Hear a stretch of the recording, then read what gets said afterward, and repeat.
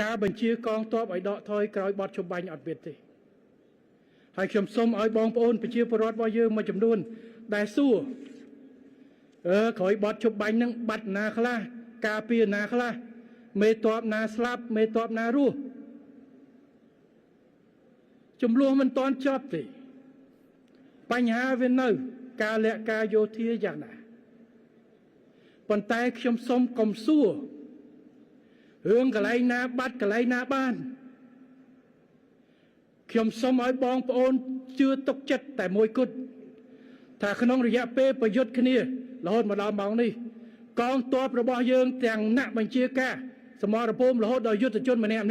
បានខិតខំលះបង់អាយុជីវិតសាច់ស្រស់ឈាមស្រស់ដើម្បីការពារទឹកដីរបស់យើងហើយសូមជឿប៉ុណ្ណឹងទៅ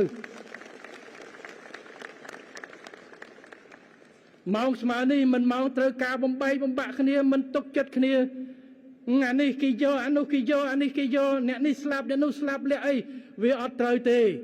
ខ្ញុំសូមឲ្យតែមូលមតិគ្នាមិនថានិន្នាការណាទេគឺត្រូវទទួលស្គាល់នឹងការខិតខំលះបង់សាច់ស្រស់ឈាមស្រស់របស់កងទ័ពរបស់យើងក្នុងការការពារទឹកដីទាំងមេទ័ពទាំងយុទ្ធជនរបស់យើងទាំងអស់គ្នាសូមតែប៉ុណ្្នឹងបាទ